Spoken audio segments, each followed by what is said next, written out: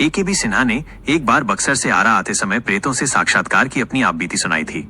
उन दिनों वो छपरा सदर अस्पताल में पदस्थापित थे। एक रात करीब 12 बजे की बात है, वो अस्पताल से घर लौटे थे। तेज बारिश हो रही थी। उन्होंने अभी कपड़े भी नहीं बदले थे कि दरवाजे पर जोरों से दस्तक हुई।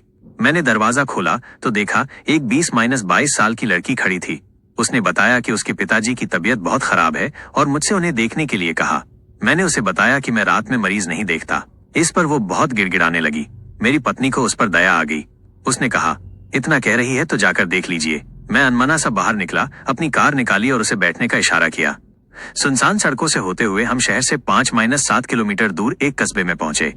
वहां आबादी से कुछ पहले ही एक मकान के बाहर रुके। लड़की ने मेरा बैग उठाया और मुझे लेकर अंदर गई। वहां एक बुजुर्ग व्यक्ति खाट पर लेटा हुआ था। उसकी हालत गंभीर थी। उसके सिरहाने 2 महिलाएं खड़ी थीं।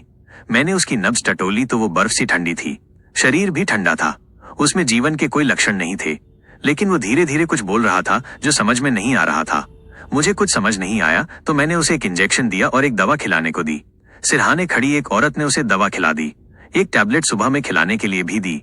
इसके बाद जब मैं चलने के लिए उठा तो लड़की ने मेरा बैग उठा लिया और मुझे कार तक छोड़ आई। अगली सुबह अस्पताल जाने के लिए घर से निकला तो सोचा रात वाले मरीज को देखता चलूं। मैं बस्ती में पहुंचा, लेकिन वो मकान कहीं नहीं दिखा। मैं बस्ती में लोगों से पूछने चला गया। घटना की जानकारी देने पर लोग मुझे हैरानी से देखने लगे। एक बुजुर्ग ने बताया कि ऐसा कोई परिवार इस बस्ती में नहीं रहता। ये प्रेत लीला है जो हर 1 आध साल पर घटित होती है। वो एक खंडहर है। आप वहीं गए होंगे। आपने इलाज किया इसलिए बच गए, नहीं तो मार डाले जाते। मैं भूत प्रेत पर विश्वास नहीं करता था।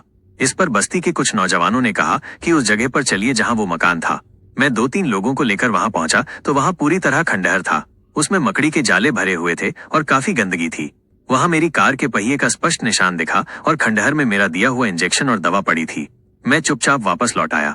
घर पर पत्नी और बच्चों को ये बात नहीं बताई। कुछ महीने बाद मेरा तबादला हो गया। दूसरे शहर में जाने के बाद मैंने पत्नी और बच्चों को उस रात की घटना की पूरी जानकारी दी। आज भी उस रात की याद आने पर मैं सिहर उठता हूँ। क्या आप चाहते हैं कि मैं इस कहानी को किसी